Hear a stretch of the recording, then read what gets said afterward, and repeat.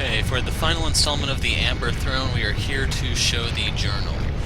And this is taken from the very last scene where you actually have control of Ara. And I'll be going through these one by one, so can't really guarantee. Yeah, they're not all the same length, but we'll start at the top of the Awakening. The world appears different from when I'd left it. The mountains and plains that taunted my imagination as a child seem to have withered into deserts as an adult. Father's castle looms over the world it abandoned, appearing as both a clue and an answer. Destroy the Amber Throne were his last words. Though his ships ascend to his shrouded castle, it seems my awakening is poorly timed. I can't help but wonder if this was out of pride in his legacy or something more. A stranger led me through the Red City, telling me that its castle docked airships, ships that could take me back to the Amber Throne. Reaching the castle lever, it became clear she had her own intentions. The stranger was the city's own princess. She used me to assist in her own father's murder, baiting me with my own goals. Though with the kingdom's distrust of its king and his mysterious sages, the murderer is unlikely to lose her any fans. She has them in the palm of her hand. I awoke within a great wall that separated the northern lands from the southern. A haughty girl I'd never met had greeted me, introducing herself as Papel. She tells me a friend of hers knows me, and he lives within a lush forest to the northwest. I've never met such a person. The girl may be lying. Though after the crash, I'm not as concerned. Hopefully she can't read this old language. Papel appears to be telling the truth. A large gateway rests within the valley to the northwest, the orb around her neck functioning as its key. What unusual people could have made such a device? I suspect the Amber Throne was once involved. Perhaps there is more to learn about its nature here. There is something strange about this forest. The Red Kingdom also seems to have taken an interest. One of their ships has traveled west to investigate as well. In the center of Goldwood is a village called Kara, Papel's home. The villagers seem to have an ingrained hatred of those outside the forest, as if they contaminate it. They believe outsiders have corrupted Papel. The Red Kingdom ship came through. Villagers say they went into the swamp, the same one in which Papel's friend resides. What could the Red Kingdom want with a forest that's been sheltered from the rest of the world? The rest of the Red soldiers went into the swamp. A friend of Papel's named Nuo says they went there with a man in all white.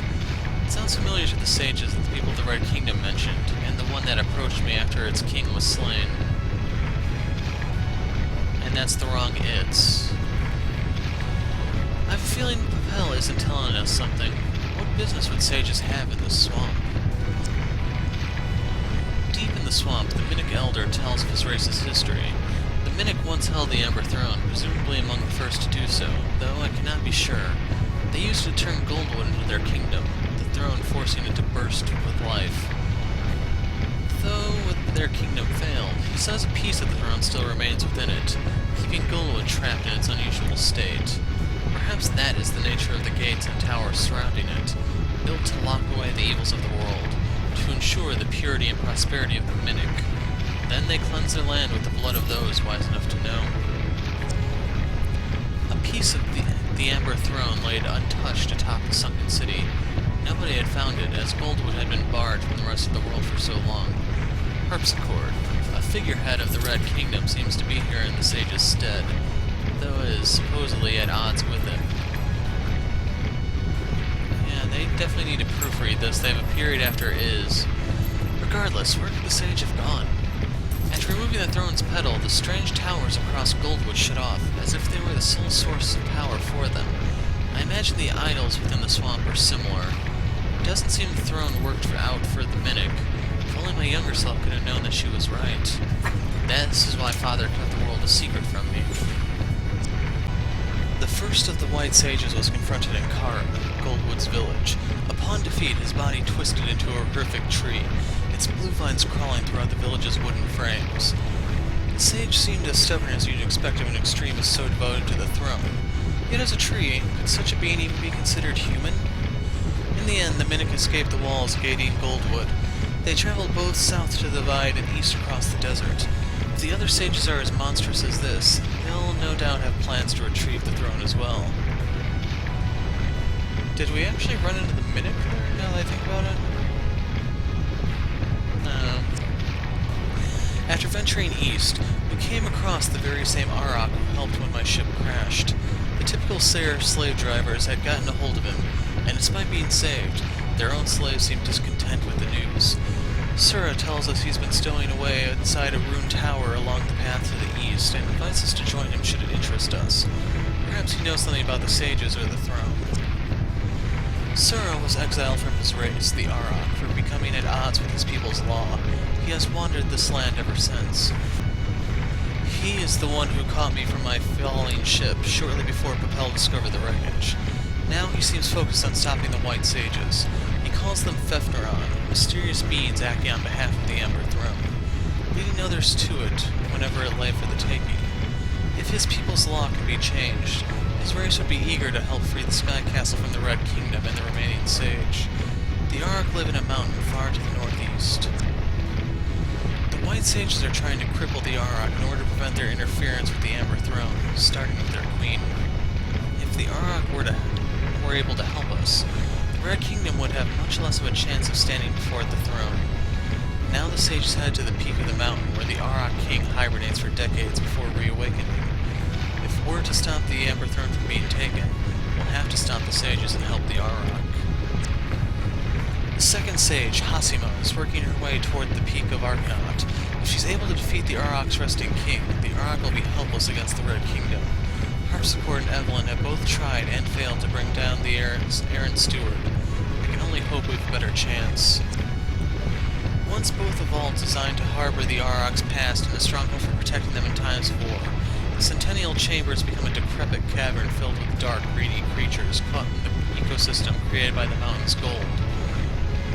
Perhaps the refugees who'd ran from Father's kingdom migrated south into the few outposts that remain.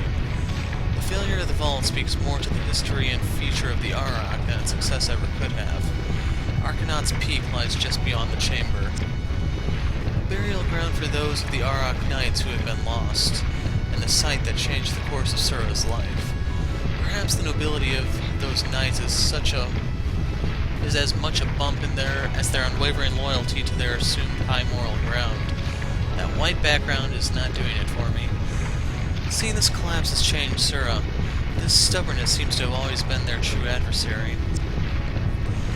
Liberated from the Apocrypha, the laws of the Arak have changed. Sura has become their new leader. Deviating from his people's course has paid off after all. Now the Arak prepare for the battle with the Red Kingdom at the Sky Castle's doorstep. Having once waged war against the Sayer, the Arak should prove great allies. I must return to the Cloud. This time, the outcome will be different. It's done. The Sky Castle is secured with the help of the Arak, yet the rumbling of its storms speak the same warning that it did to the Red Kingdom. It may be difficult to break it as we are now, though perhaps something to assist us lies hidden in the world below. As we look over the world, ominous smoke billows from the Red Kingdom. What could be happening?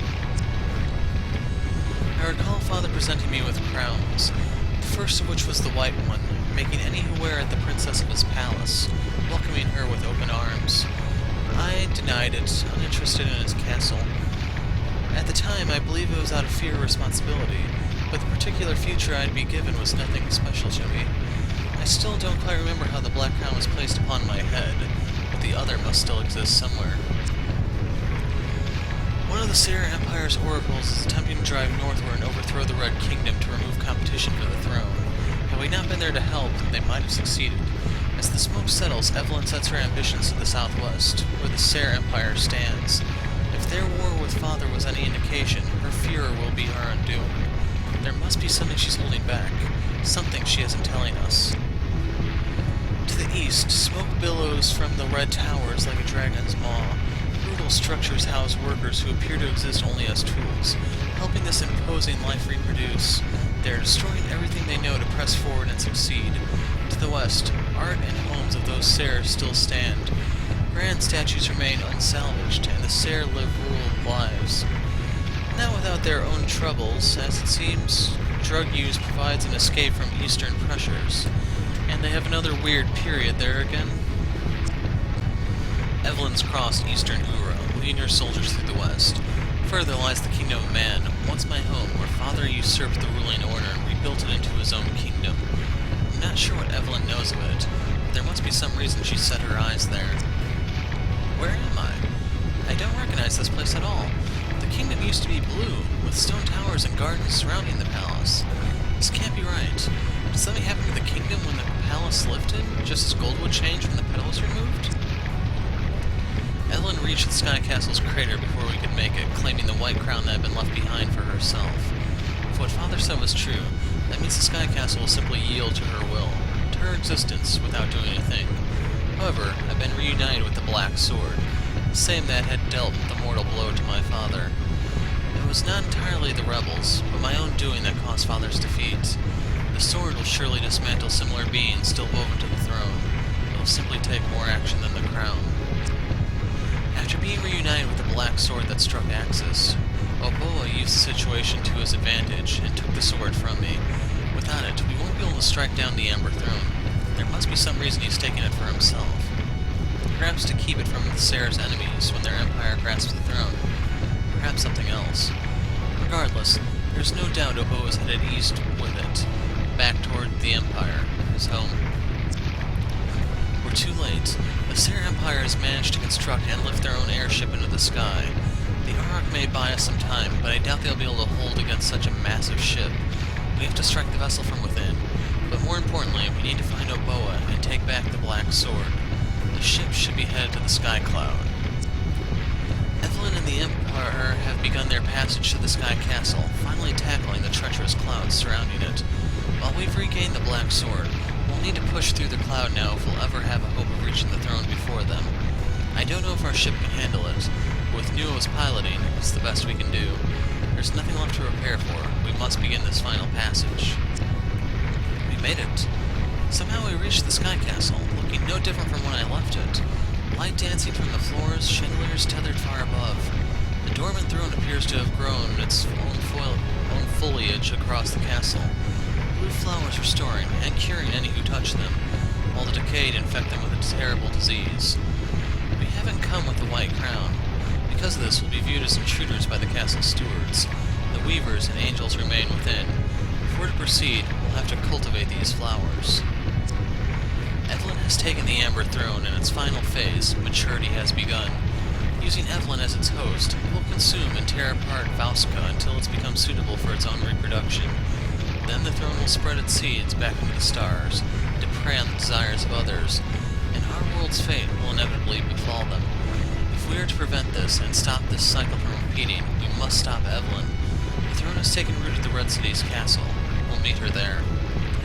And that's it for the journal. So, they do kind of like drop hints where you need to go in case you lose your way. A little bit of proofreading would help here and there since I just saw those 3 mistakes in passing, and there may have been more if I actually looked. But for now, that's it. With the journal complete, I think we are finally done with the Amber Throne. So hopefully I'll see you guys in a different project. Until then, I'm the Hero of Light. Thanks for watching, and goodbye.